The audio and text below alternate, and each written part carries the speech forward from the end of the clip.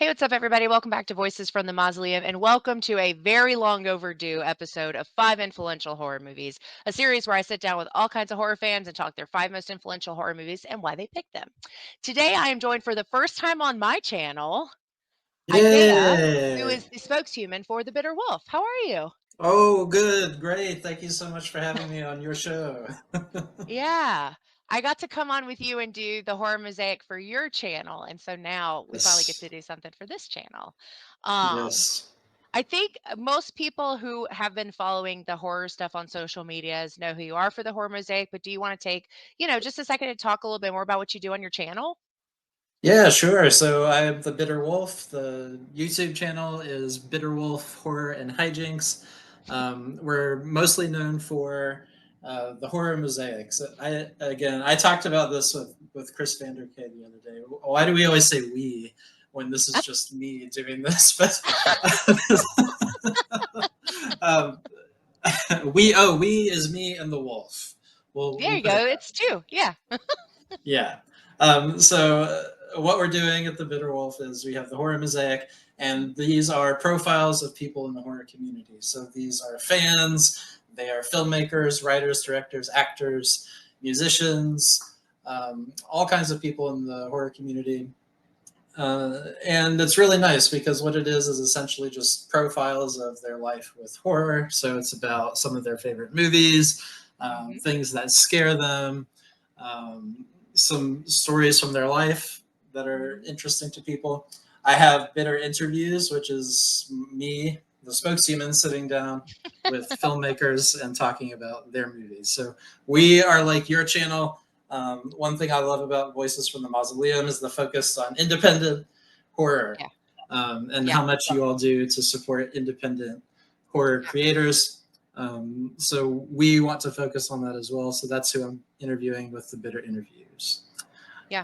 Let's see. On the Bitter Wolf, realbitterwolf.com, I have my blog. And so on there, right now it's mostly guest writers, but on there it's a lot of horror movie commentary, Yeah. or horror fiction. So I started publishing horror fiction recently, and I have a news story coming out next week from Brazilian horror writer Dennis Winston Broom, which is a funky vampire story.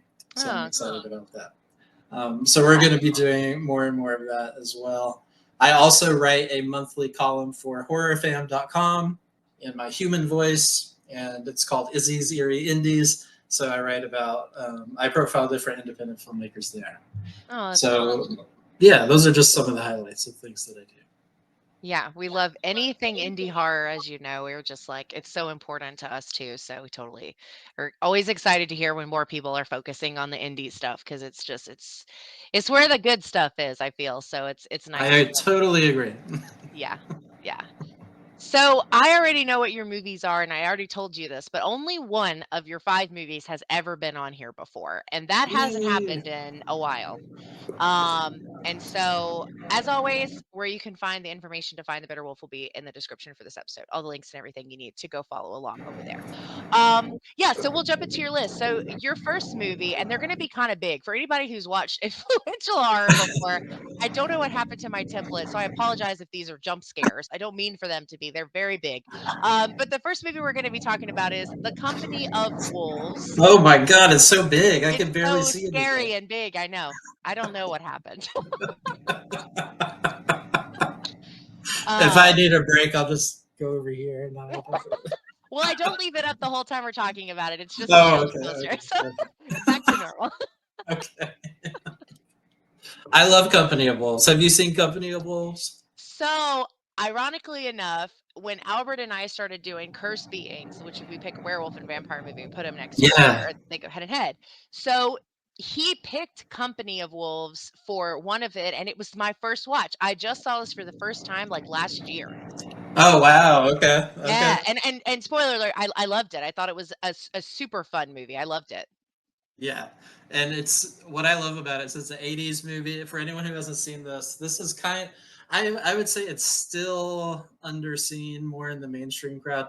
In the horror crowd, it's gaining more traction. I've noticed in the last couple of years, Yeah, which is great. And so I'm hoping that me jabbering about it today will get more people talking about it in the more future. interest. but I love werewolves. So one of the things I wanted to do with my influential horror picks was to pick movies that showed the things, the categories of things that I love, um, and also were very influential to me in some way personally. So I first watched Company of Wolves in my junior year of high school honors English class, and What? Okay. All right. our teacher, we read Angela Carter is the British writer who wrote The Bloody Chamber, which is the book that features. It's a collection of short stories, and it features the short story Company of Wolves. And so Hmm. that was adapted into this movie. And for anyone who wants to read some dark fiction that also is very strongly feminist, I would check out The Bloody Chamber by Angela Yeah. Carter.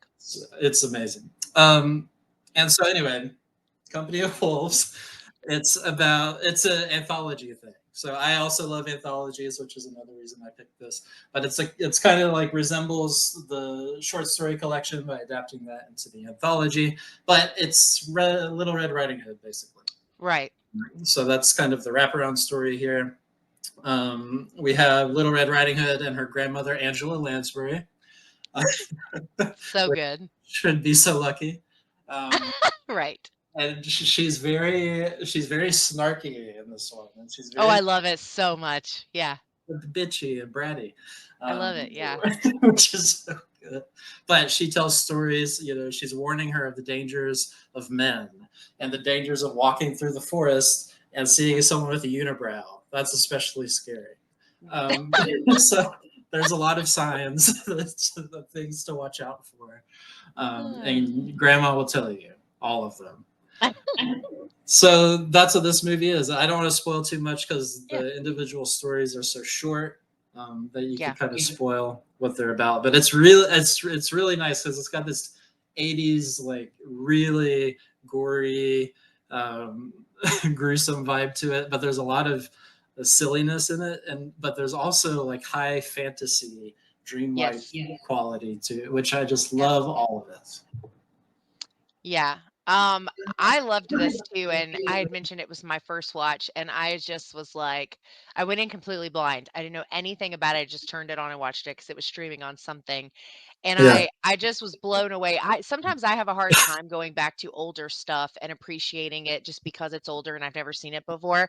But that was Yeah. not the case with this one. This one was such a fun time, and it was funny, and it was very like stunning. I think like visually speaking, I Mhm. love the way it looks and the colors they used. And then like Albert did like random facts about it. It was like, oh, they were real wolves, and he's like, they did this and they did Yeah. that with the training. I'm like, oh my God. Like it's a really cool movie to learn about on top of watching. So, and it's never been, Yeah. on influential before. So I was very excited because I do really like this. And you're right, I don't hear a lot of people talking about it. That's true. Right. And I mean, can you imagine me being, I think I was 16 years old when I watched this. And we read it. And so we read it. We read the story or the whole collection as part of our English class. And then she's like, oh, we'll watch the movie. They adapted it into a movie in the 80s. And we were like, 80s? We don't Yeah. want to watch a movie from the 80s. Yeah. And we had no idea what we were getting ourselves into. And so we sat on the floor. Why were we sitting on the floor? We sat on the floor and we watched, she reeled in, it was a box TV Yeah, sure.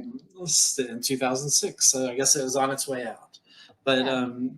we watched Company of Wolves on it. And I was just dumbfounded. I was like, we were screaming, like Yeah. standing up screaming when he ripped his face off and did the Yeah. transformation. And whenever they whacked Angela Lansbury's head off and it smashed against the counter and burst into powder. Yeah, it's crazy. You know what my favorite like moment in this where I was like, this is gonna be like a new one that I just love is the fancy dinner party that Ah, he yeah. oh my God. And it's like it So starts good. out so serious. It does. Like it's like Yeah. Oh, got this really? Yeah. story and it's got like, okay, here's what's happening. And then it just goes off the wall. And I was loving, I was literally eating that up. That is like that's my favorite little mini story. I loved it so much. But it's just like the shots of them and the clothes, and I was deceased. I was laughing the whole time. It was such a fun and entertaining movie coming into Yes. it for a first watch when it was from the 80s. So Yes, absolutely. It's just like it's so unexpected, I think, you know? yeah, and if anybody is listening to this conversation who has not seen this movie, don't watch anything about it. Just watch it. Like, don't watch a Yeah. trailer, don't look up clips or pictures. You should absolutely just watch it because I think you're gonna get just a little bit more out of it if you don't know at all what's going on. It's very fun, and totally agree with the fantasy element too. It's just really Yeah. fun. Um, Yeah, it's beautiful. And I think it was the first movie by Neil Jordan, who mhm, directed Interview with a Vampire, mhm. and things like that. So you can see, I mean, what a first movie, by the way. But No you joke. could kind of see like the beginning of that style. It's just I love seeing Yeah, it. yeah. Yeah. I would think if you didn't know who did it, I think you could at least you would have maybe guessed there was some influence or something there because there's some stylistic decisions that are very Interview with the Vampire. And obviously I saw that one first. Yeah. So you're like, Yep. Me "Oh, too. yeah, yeah." Um, well, good. Okay, so the second one we're going to be talking about is Society. Are you laughing at my giant posters? I can't help it. No, I'm laughing at society. Oh, okay. I haven't seen this movie. Oh, really? I have not. So I Ooh. we probably talked about this when I did Horror Mosaic with you, but I didn't get into like a horror that wasn't super mainstream and of the time, like early 2000s, mid 2000s until much later in life. So there's a Right. lot of stuff like this that I have not seen. Yeah. Not for any reason other than I just haven't yet, So I have not Yeah. seen Society, but I'm very curious based on the images that came up when I searched for this poster, why this is on your list. Well, uh, so in the last one, well, let's backtrack to Company of Wolves for a Oh yeah. second. In the last one, you were talking about the wedding, and Yeah. one of the things that horror does so well is they satirize very serious issues in society in a totally Mhm. outlandish way, and sometimes it's extremely silly, like that, and then it evolves into horrible violence and whatever. Yeah. So that is what society is all about. Is just like sticking it to the rich people.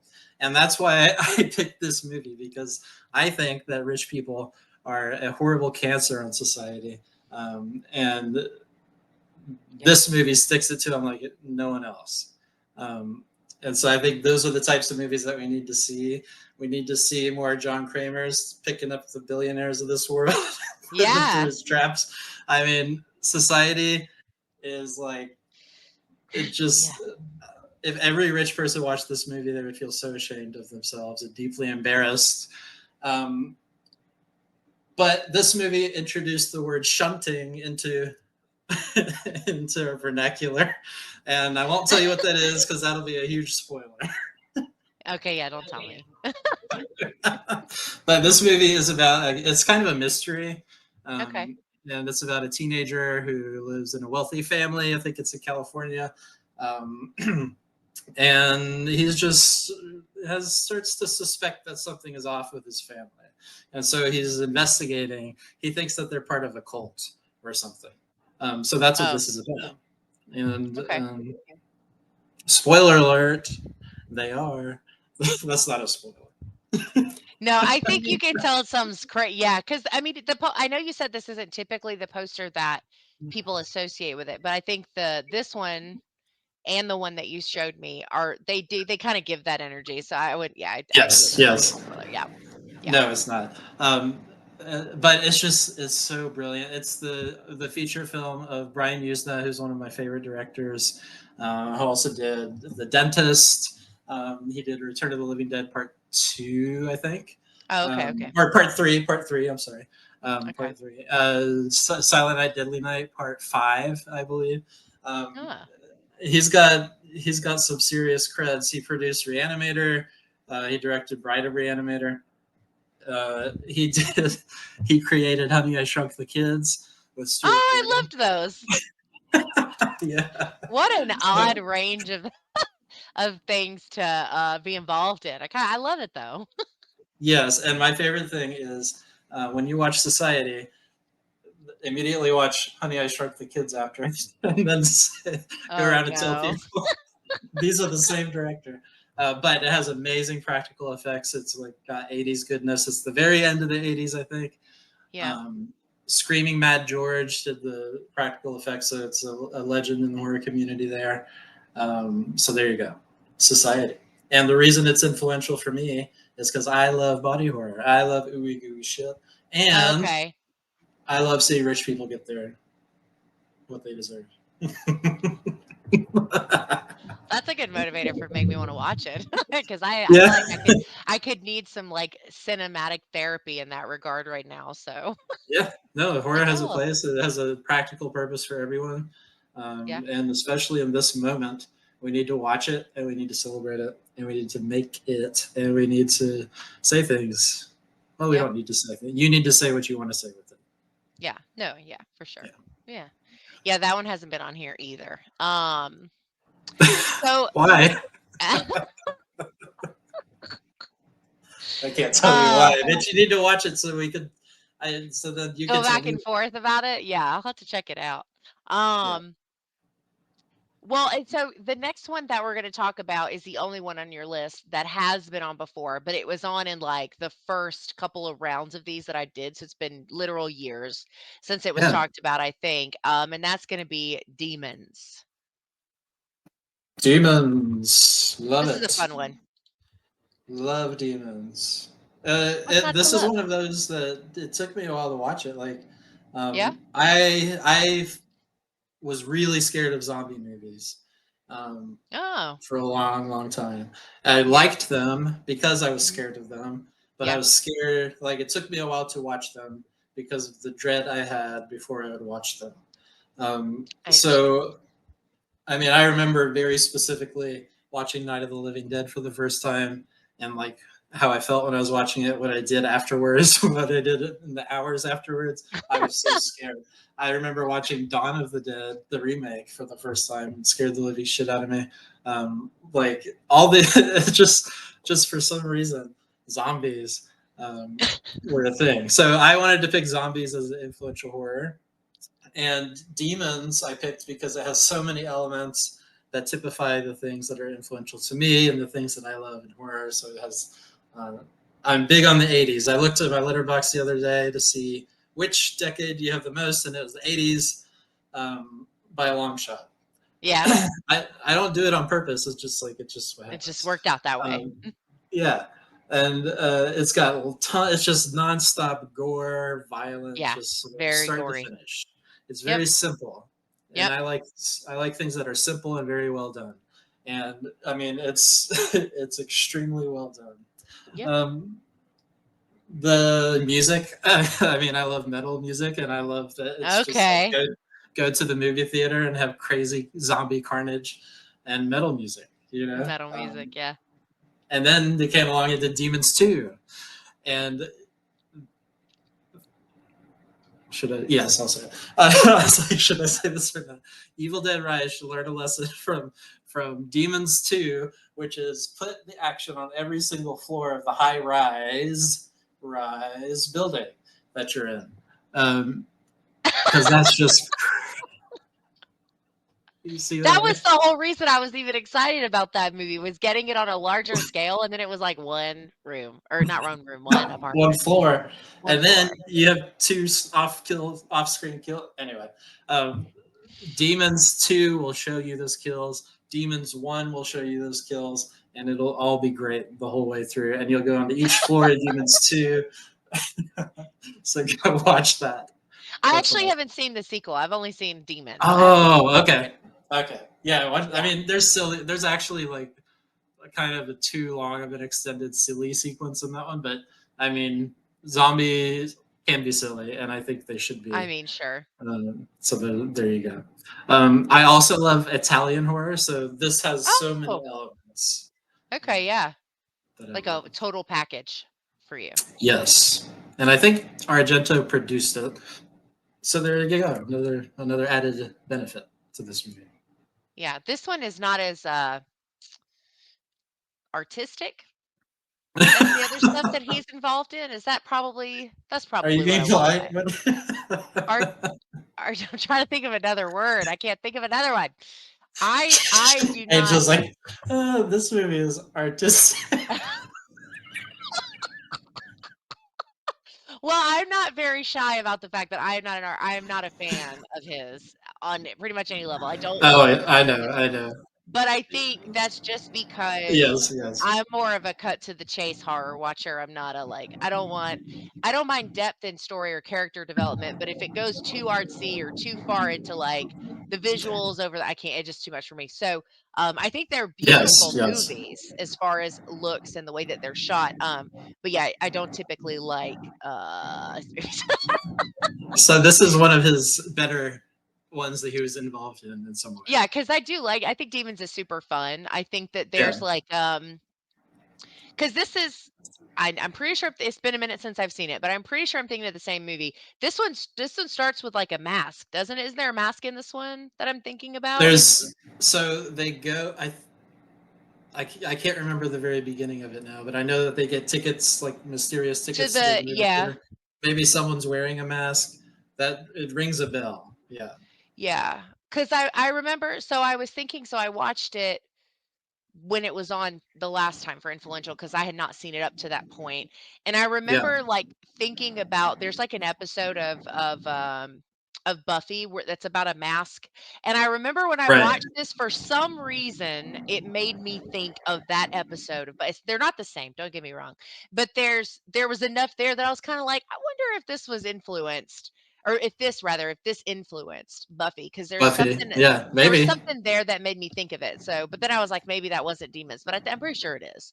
Um, yeah, I and can't I will remember the. say, like when it comes to there, not a lot of stuff really like really scares me as far as like translating into real life, but zombies is actually something that I'm very scared of, and I'm absolutely one Oh of those. wow. I'm one of those people that's like, no, like that could happen. Not necessarily rising from the dead, not that, but like Yeah. viruses or I mean, there's Sure. parasites in the real world that zombify their hosts. Like they, like I remember reading those stories about the people in shockingly Florida where they were doing like the bath salts and there was like one guy who like got shot like by a police officer and he just like got back up and I'm like that is literally a zombie. Like what are you they scare me so He's um distracted about bath salts. Yeah. I mean, no, I get it. they I they totally get stress it. me out to a point like they make me really uncomfortable and they that's something that has always worked really really well for me because I believe that that could be a real world situation at some point. And so when I see them kind of like with aliens, I believe in aliens too, so I'm like scary. So that's zombies are just one of those things for me. So I do like when I'm able to Yeah. find zombie films like Demons that kind of stretch what the zombie is like and what the zombie movies have to say because this is I would say a Sure. very different take, right, than some of the other zombie things that we've gotten, and Yeah. it's very fun. It's a very fun movie. So It is. yeah. It is. You Yeah. have lots of great transformations too. Oh, you have a Yes. really great performance by Greta Geretta, the Mm. actress. She was in several '80s horror films as Yep, well. yep, yep. Just love her in Demons. So she's a pretty freaky demon too. Um, Yeah. when she She's makes her good. No, she did a transformation. great job. And the Yeah. changeover between the like when people, like being like herself versus like I mean all of that stuff I think was just handled really really well. It's good. Yeah. Totally agree. Mario Bava, I think. Is that right? Yeah. Oh, I don't know. Whatever. We'll go to the next one. Next. So this one is probably the one I'm the most curious about, and I'll tell you why after you tell me why you picked it. But the next one we're going to talk about is Cruel Jaws. Look at the eyeball in the poster for Okay, I'm sorry. His eye is reflecting the moon. Is that what it is? The moon looks It's like a a halo. symbol. It's like, woo. Anyway, Right, exactly. It highlights the righteousness of Jaws, the the cruel righteousness, the cruel righteous. the cruel justice. Oh no. Okay, so why is Cruel Jaws on your list? I knew I would have to defend this. So Just I explain, think not defending. I I'm not keeping any. I don't have any yeah, judgments, yeah, not yet. I got you. I got you. Yeah, it's okay. So Cruel Jaws is the most influential horror film you've ever had on the show, and I'll tell you why. Because Cruel Jaws wears its influences on its sleeve more than any other film. Yeah. Have you seen Cruel Jaws? Only because when I was trying to rewatch all the Jaws movies for a live we did, it came up and I was like, this can't be part of the franchise. What is this? And I got curious.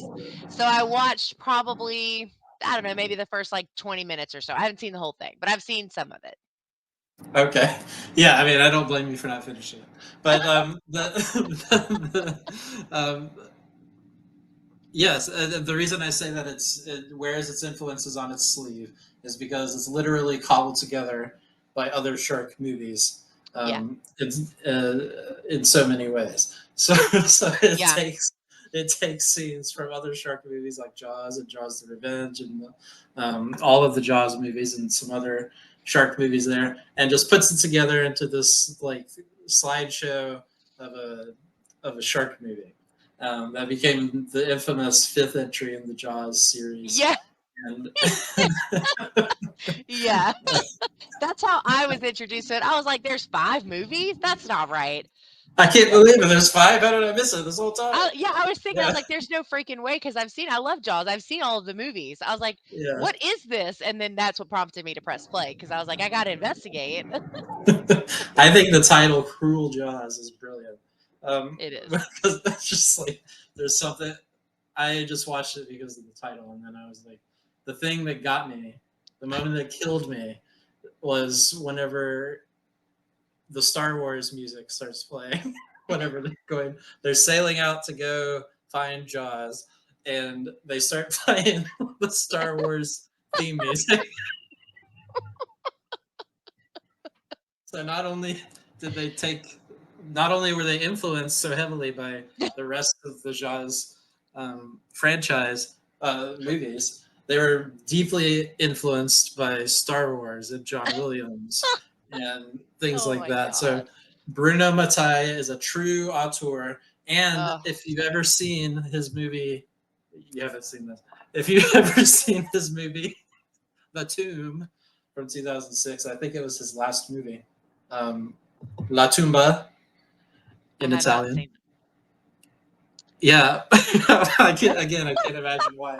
But in that movie, he pays very deep influence, homage to The Mummy, 1999's The Mummy, Yeah. um, and also to From Dusk Till Dawn.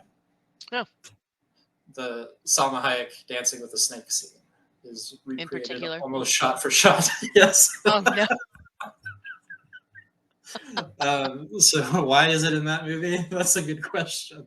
But there you go. The reason I included that for me, I included that because I thought it was funny to think of influence in that way. But the reason I included it for me was because I love shark movies. Yeah. That's one of my top 5 subgenres in horror. I think they're Yeah. great. I could get into very deep discussions about why I think they're great, but part of it is because the fact that they go so silly and so extreme with it helps us laugh at our own fear of sharks, which is what horror is about in general. But for Yeah. sharks in particular, I think it's really important because sharks are an important thing on this planet, Yeah. just like every living thing. And Yep. the fact that Jaws made people, or I don't know if it actually made people so afraid of sharks, but the fact that people are so afraid of sharks and think that we should just Yeah. kill them, I think these types of movies are an antidote to that. Yeah, well, Jaws created a bit of a problem because people started to hunt them out of fear, and so that they were Yeah, seeing the numbers of certain species of sharks really kind of plummeting, um, which is sad because I do think it's a great. I haven't read the book. One day I'm going to, but I feel like it's going to disappoint me. So I haven't read it yet. But I love I love the Jaws movies, and I love all of them, including Revenge. I love them all. And so it's like to think that that's kind of what it did though, because I think sharks are magnificent Yeah, creatures. I think yeah, they're beautiful.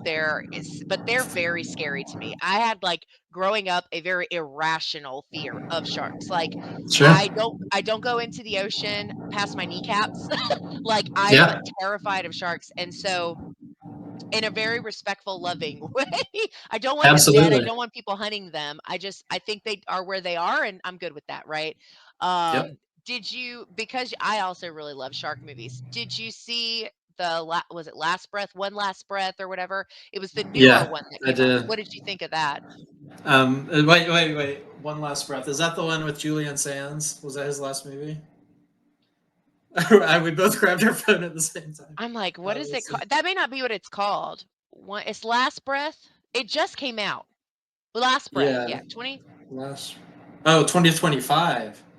Oh wait, no, that's a sci-fi movie. What the heck? What's it called? Last Breath. I guess I have to type I shark movie. There we go. shark movie The last. Last Breath. Oh, the last breath. Okay. Yeah, this is the poster for it. Yeah. I saw that. Because I think. Wait, wait. Let me look it on You are Letterbox so I right, can. Julian. You're right, Sands. Yep. He was in that. Okay. I Um, don't know who that is, but yes, that's so he's an actor. I mean, he's in loads of movies, but especially for like the 80s, 90s, and stuff. But is he he was the hiking in older? California. Yeah. He that was his last movie. He's the captain of the boat. Yeah, Yeah. that was his last movie before he I died. He didn't know died. that. He died while he was hiking in California. He went missing for months, Oh my and they couldn't God. find him in the Sierra Nevadas. And then some hikers stumbled upon him months later. That's really sad. I had no Yeah, idea. I didn't know who that was. I didn't recognize anybody in the film, and he has obviously an important role, but you don't see him as much as you see the younger right. group of people. So, Yeah, did you like this one? I can't remember. I have to look at my Letterbox review. Yeah, they've got like my biggest problem with these shark movies, and I hated that airplane one. No Way Up. No Way Up. I hated that one. But the Yeah, thing is, like, there's like a monster shark on that poster. yeah. Um, There is no monster shark in the movie. It's just a regular ass shark. Like, not that I wouldn't be scared. Let's be honest. I'm not going scuba diving ever. But there's just one shark and it's not a So, monster shark. And so I watched it and I was like, okay. I'm watching. I'm like, okay, it's gonna and I'm like, this is the shark? Like, I don't anyway. So you cracked I me wasn't up. super No, it's impressed with like that one. The last shark right. movie I really liked was the Paris one, Under Paris. I Oh, loved Under that Paris. one. That was good. I liked That that a one lot. was I really liked the good. ending of that. Oh, I the thought ending it. was epic. I loved I the was like, ending. they just went for it. They Go did. you. You know, like They did. That's the benefit of foreign horror, right? Though they always go to yes. places that, like, States-made horror just does not accomplish all the time. And so, anyway, but Oh, I I also know. really love shark movies. I prefer the more serious, like, scary ones, but I do Oh watch yeah, the silly ones. One of yes. my favorite silly ones is Sky Sharks. I love that movie. Like, Oh, I haven't seen that one yet. it's Let super me write fun. that It's flying sharks being ridden by Nazi zombies. It's way, down. like, Ooh, out there, but it's so good. okay, that's It's great. got Tony I love it. Todd. He has a Oh, cameo in it, and wow. there's one other horror icon, but I'm spacing on who it is. But anyway, that one's a really fun one. But I also really love shark movies, and so I had to ask what you thought of the new one because I watched it and I was kind of like, "Meh," you know, Yeah. I wasn't very impressed. Um, I can't. I watch a lot every year, but I can't remember the most recent one I watched. But I did get to interview the director of Santa Jaws and Mississippi River Sharks, Ozark Shark, Zombie Shark, Virus Shark, maybe I can't remember, and Ghost Shark. So She edited Ghost Shark. Virus Shark and what's the other one Cat did? Puppet Shark. So Uh-huh. my friend Kat Velour got to do novelizations of those movies. Oh, really? Oh, Yeah. no I shit. don't know if Oh, wow. I don't know if the virus shark one is out yet, but it was a project they were working on, but she did get out the puppet shark one, and it's a riot. She went Oh, and got like a one of those hand puppet, the rubbery ones, and took like yeah. photos to have the cover ma it's very cute, but I anyway, love very that. fun. Oh, I I need to think I see that. either Yeah. blurbed or I got to write something for that, and it's in the book somewhere, but it was really fun, and she's very into, like, the silly shark stuff, and so Yeah. anyway, I digress, Oh, but that's awesome. No, yeah, that's great. That's great. I love not to it. get too far off base, but I was like, I don't get to geek out about sharks too often, so I was No, like, "Let me you ask geek real out quick." as talk about as much as you. I love sharks so much, so that's okay. Yeah. But I just think it's like we. Whenever I was talking to Misty Tally about shark movies, she's like, "Well, I don't think that people watch shark movies anymore." And I was like, "Yo, yeah, what are you kidding me? Of course It's they like do." a whole community of people that watch shark movies, especially the Yeah, silly, like, fun, like, over the top ones, the yeah, low budget ones, you know? exactly. I was Yeah. like, "That's why we need you to come back and make Santa Jaws 2 or something like that." That's my hope. She's amazing though. She's from New Aw. Orleans. She's like just a super cool person, and she was the first woman to direct a movie for sci-fi, a sci-fi No original. joke. Yeah, yeah. That's How's that? crazy. And she had one of her short documentaries that she did about something in New Orleans. I can't remember, but that she got to go to how do you say it, Cannes Film Festival for that. Mhm. So she just like all over the place. I Yeah, love that. Yeah, no, I yeah, that's really cool. I haven't seen all of the ones that you listed. Um, I've seen Santa Jaws, and then I've watched some of the more, like, recent silly ones. I've seen all the Sharknadoes, of course, and, yes, yeah, like, the Shark Versus, I've seen a ton of those, and, yeah, they're just fun. I love shark movies. I do, like I said, prefer the serious, like, more scary ones, but I also enjoy the fun ones. If a shark is the main focal point, I'm gonna watch it regardless, so sure, we're on the sure, same page and there. right, and also I like I said, I picked these movies to kind of serve as avatars of my influences, as it were. Yeah, So like I wouldn't fun. even say that Cruel Jaws is my favorite shark movie, but Yeah, it just is the example of so many different things, and I want to make sure I didn't leave anything out about it. Um,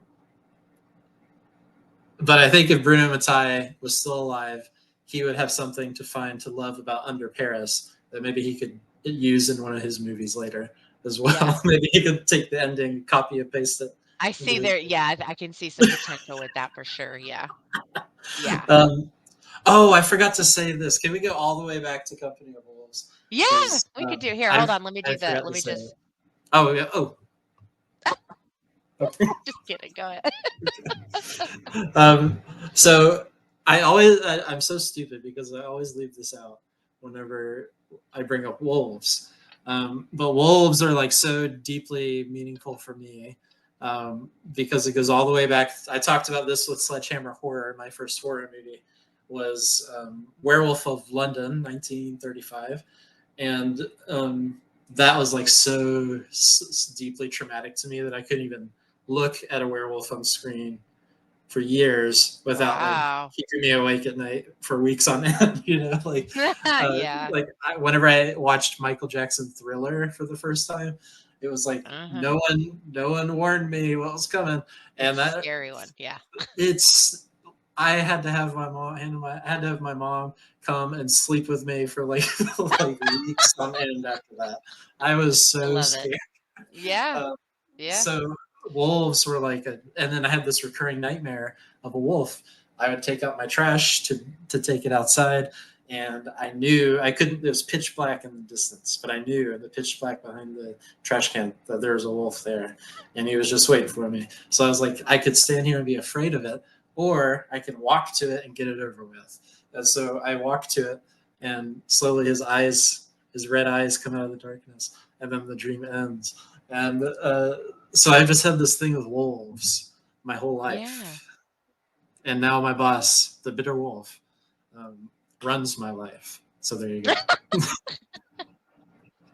Well, and it's I didn't know because like we talked for a while when we did the episode for Horror Mosaic, and Yeah, I didn't realize like some of these little nuanced things, or I guess they're not really nuanced anymore because they're a lot of these have big followings now. But I didn't realize we had so much of these things in common because I'm also like a werewolf junkie and Yeah. I really love shark movies.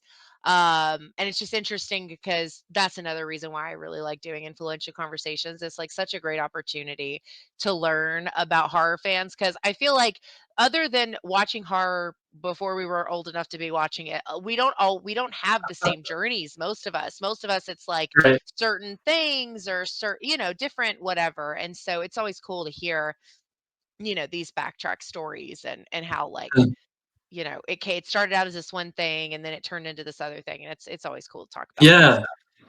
Yeah. exactly. And there's also like people who maybe they started out when we were really young, like five or six seems to be the time that, Yep. that people started out. Yep. And they stay with it for a while, then they take a break for a few years for some reason, and then they come back to it Yeah. or something. Yeah. Yeah. Yeah. Have you Yeah. figured out why that is in all your conversations? No. I did have I did have an episode of Influential Horror with, my friend Dice Roland, and Yeah, they were, not a fan of horror originally, and then they grew got older and things, and that's when they really started kinda diving into horror and what they love about it. And it was interesting to talk to them specifically and learn that because you, at least in my experience, you don't often meet a lot of horror fans that came into the game later in life. A lot of right. horror fans are like, oh, I watched Nightmare on Elm Street when I was 3 years old. Like that's the Yeah, typical kind of start for everybody. And it was the same for me. My movie was Poltergeist, but I was like 4 or 5 years old.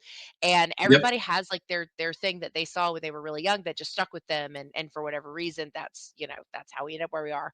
But they're probably the only person I've met since doing this that came into the game that much later. And it was yeah, really interesting to talk to them and hear like how that kind of happened and how it's turned into, like, because they're a content creator, they do content all the time. And it's all horror, like horror let's yeah. plays and horror reviews and all these things. And you're like, you just got into horror though, and you're already like, this is it, I love this, like this is what I'm Yeah, doing. And I think it's cool, but it's just that's not very great. common, it's very rare, I feel like. It is. A lot of times, the people I've talked to where that was the case, it turns out to be they were in very like controlling environments as kids, and usually Oh, it's like sure. extremely like conservative Yep. environment or something. Yeah. So I've seen that a lot. Yeah. Yeah, yeah. It's interesting to learn the journeys because everybody comes from something. They got to their love of horror for, however they got there. And it's also cool because a lot of times it has meaning for different people. One of the reasons I was so into it growing up is because I was really close with my dad, and he and I watched cheesy sci-fi, cheesy horror stuff growing up. And that was kind of where it started. So I think about it's anyway, it's very interesting Yeah. because everybody comes from like such a different place with it. And Yeah. I just didn't realize that we had so many of the same interests. I did know wolves to some extent, but I Yes. wasn't Yeah. thinking about the shark thing. And then you're like, oh, I love shark movies. Like, oh my god, me too. And it's one of my favorite things. I love shark movies. Right. And I passed on that tradition of starting too young because I kind of forgot how bad Jaws was, and I showed Jaws to my son when he was two. I know.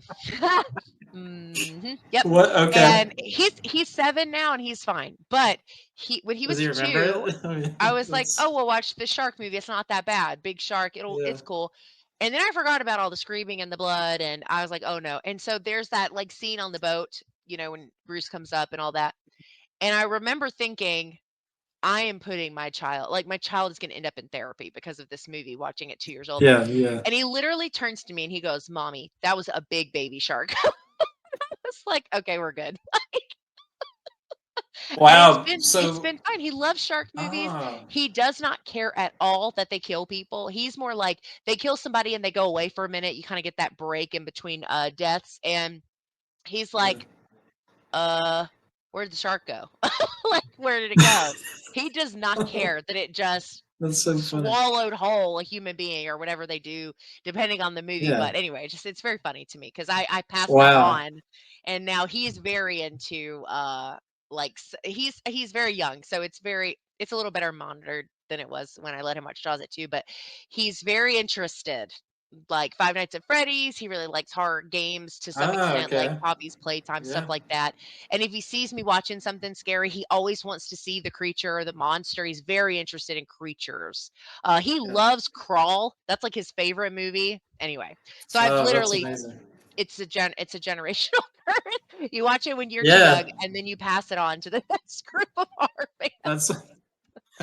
I also love that Baby Shark is gateway horror now. Hey, it made me feel better for a minute. I was like, whew. You know what? Oh, it just made me have a flashback. There's so this is it's all connected. So I was in I Baby Shark was like a nightmare to me because it just haunted me. Yeah.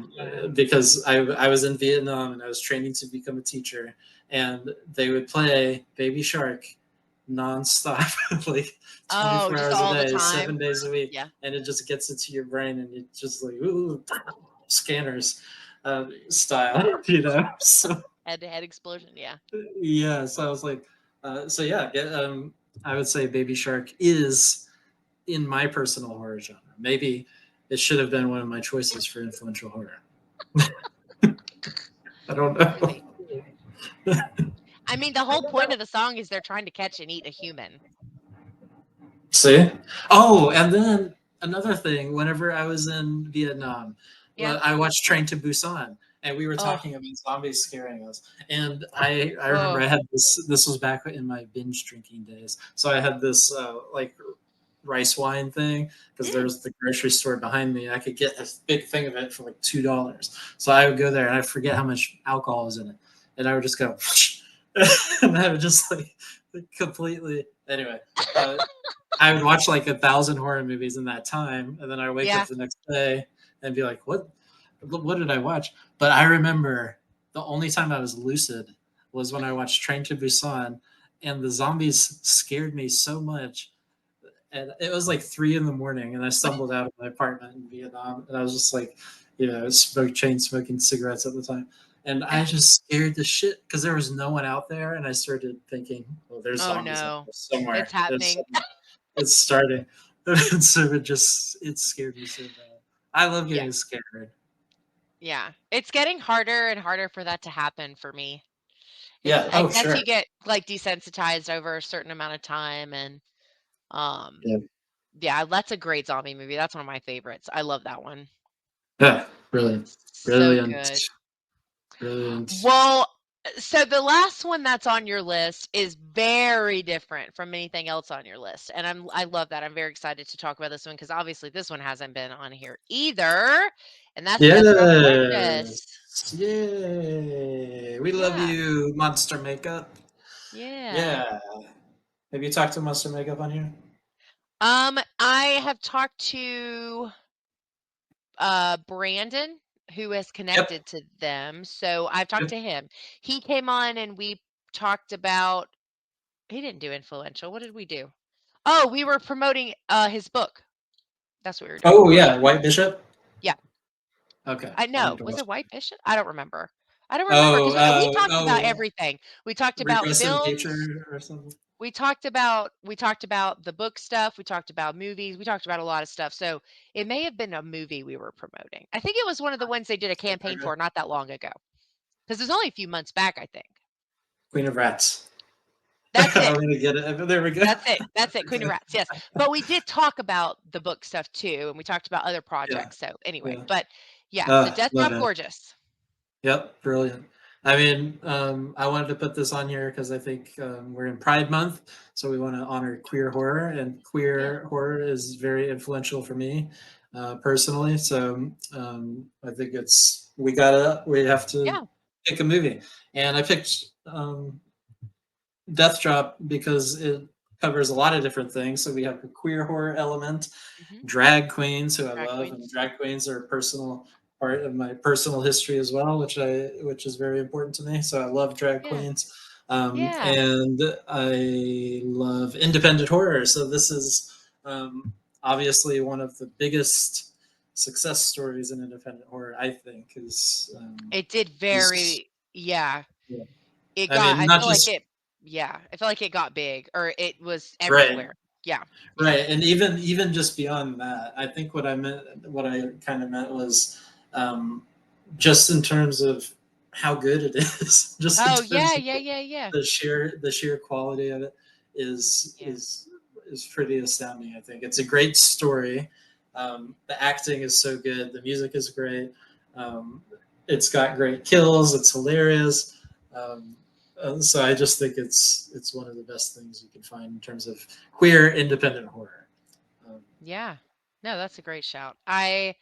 They do incredible stuff and everybody that works with them is just like just the nicest. Like I've yeah, interacted with a few different people that are kind of connected to that circle and they're all like insanely nice, insanely like they love to talk about their projects. They're very passionate. Um yeah, it's great to see. And we yeah, talked about this, before when I was on your show about just the kind of importance of having representation and things in that nature, or of that nature rather, in horror specifically. And I think indie horror is the best place to find those things. And yeah, this is a great example of that. Totally agree with everything.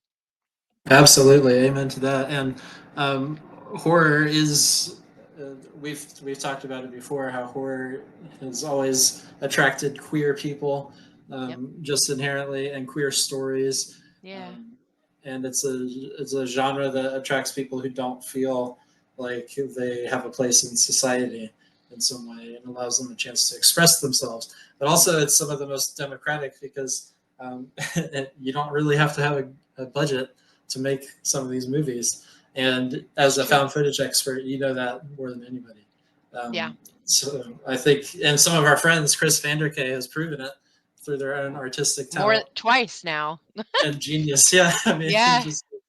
I think he's a genius personally. He's yeah, I watched the first 2 episodes of Found Footage Finds today, and I was just like I had seen bits and pieces because he sent me some stuff to look at early, and I watched it kind of in full as like, a real episode, and I just am like, this because I talked to him when he started this thing before he had any, like, clips of Yeah, anybody, and now it's, like, on Found. I'm like, God, he right. is, like he's making Yeah, it yeah, happen, and gosh, I respect the hell out of that because he's the way his brain works, and he's been on a couple of times with us.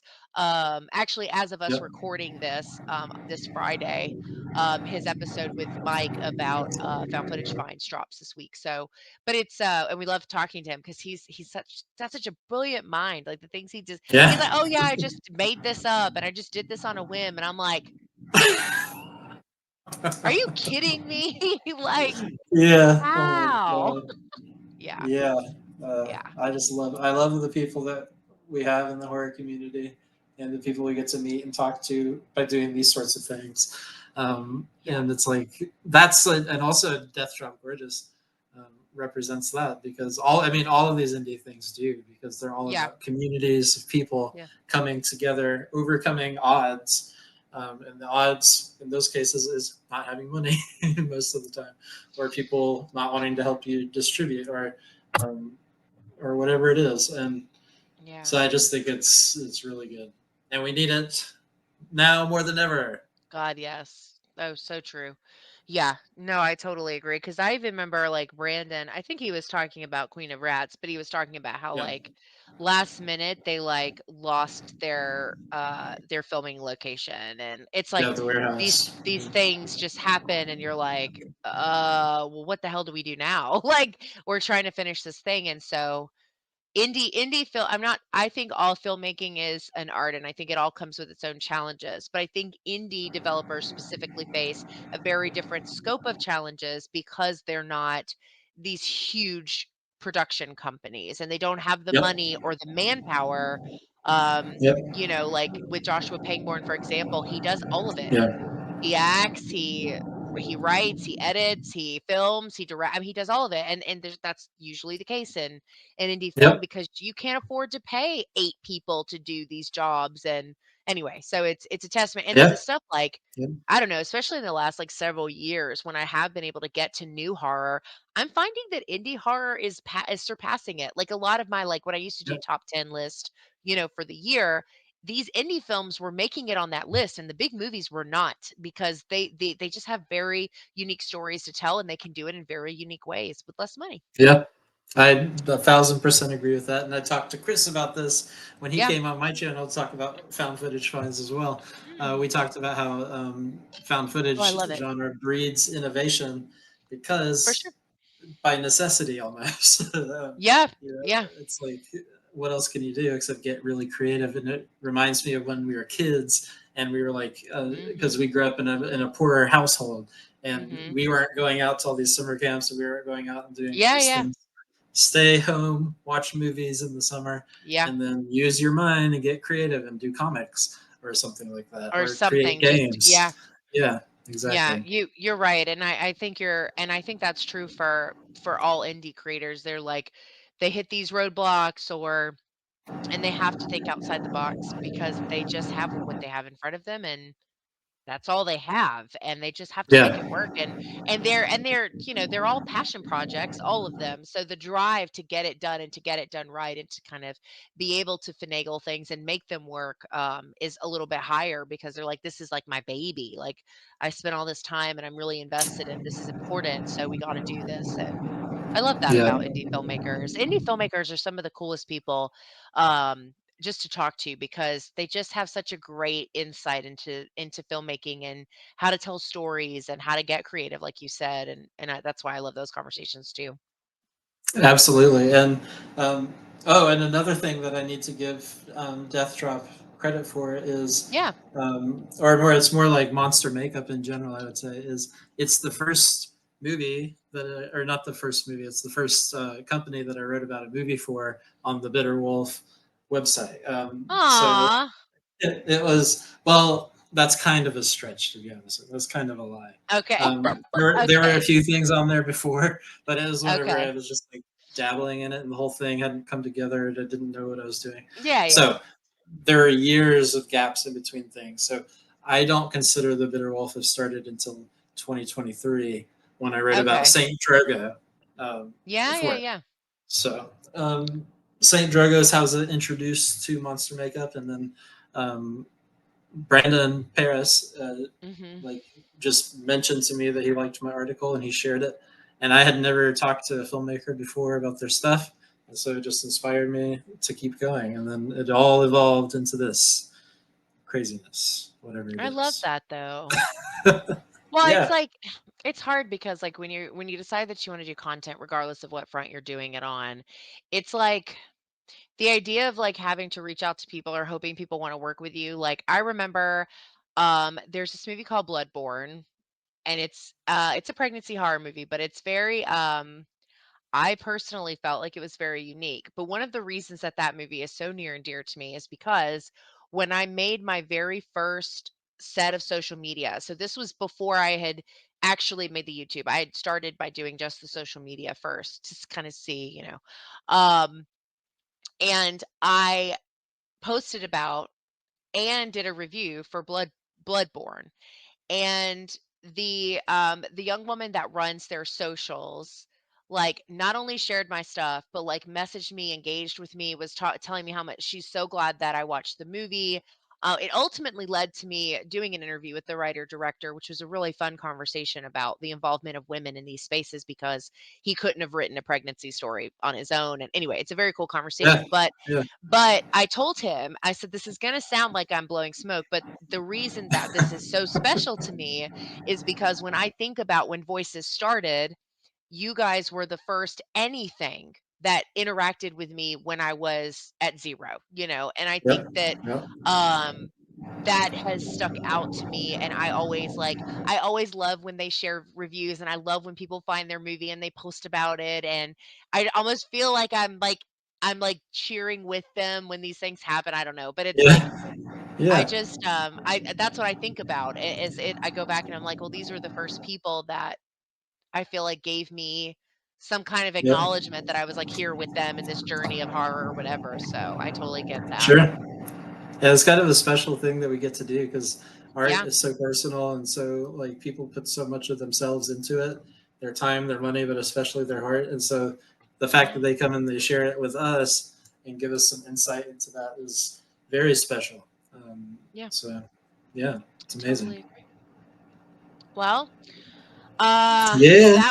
that was a very varied, what is the word I'm looking for? Very unique list.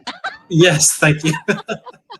Well, as Company I of Wolves, Society Demons, Cruel Jaws, and Death Drop Gorgeous. Like, what a list. yes, thank you. Well, as I said before, uh, I mean, some of these movies would be pretty high on my list of all time, but most of them, well, probably maybe in like top 50 or so.